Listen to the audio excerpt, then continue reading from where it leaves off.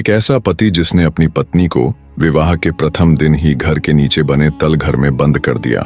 उस बेचारी का दोष सिर्फ इतना था कि वो स्त्रियों को पुरुषों से ज्यादा बुद्धिमान समझती थी। भूमिगत कक्ष में बंद वो स्त्री आखिरकार अपने पति को सबक सिखाने का प्रण करती है और एक पत्र के द्वारा अपने पिता को अपनी मनोदशा से परिचित करवाते हुए उन्हें जमीन के अंदर एक सुरंग खोदने को कहती है।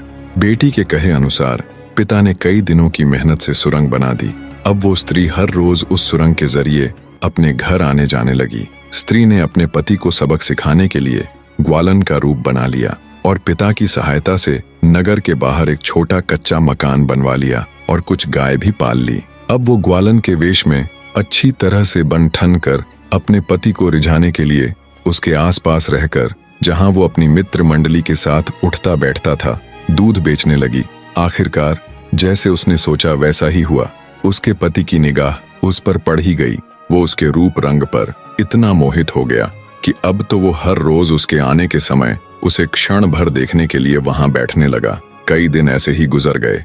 तब ग्वालन का वेश धारण किए देवयानी ने खुद ही शुरुआत कर दी और एक दिन दूध देने के बहाने उससे बोली, दूध ले लीजिए ना मालिक, बस थोड़ा सा ही बचा है। अब हर रोज दूध के बहाने उनकी मुलाकात होने लगी। इसी बीच उनमें थोड़ी बहुत बातचीत भी हो जाती। ऐसे ही उनका प्रेम प्रसंग आगे बढ़ने लगा। एक दिन बातों ही बातों में बनिए के लड़के ने उस ग्वालन से अपने प्यार का इजहार कर दिया।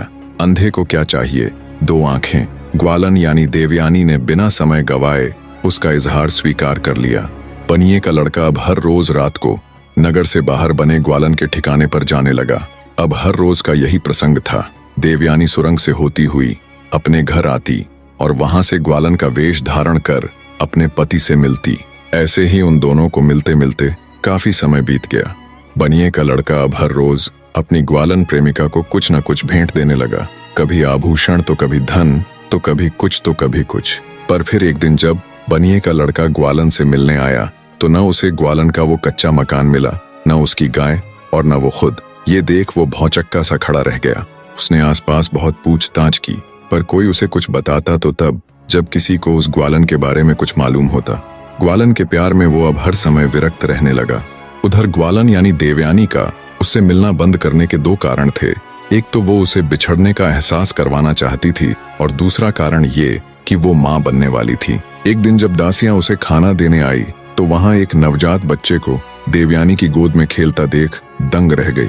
आखिर वो तो 2 साल से तल घर में बंद थी, तो फिर ये बच्चा कहाँ से आया। बने रहे।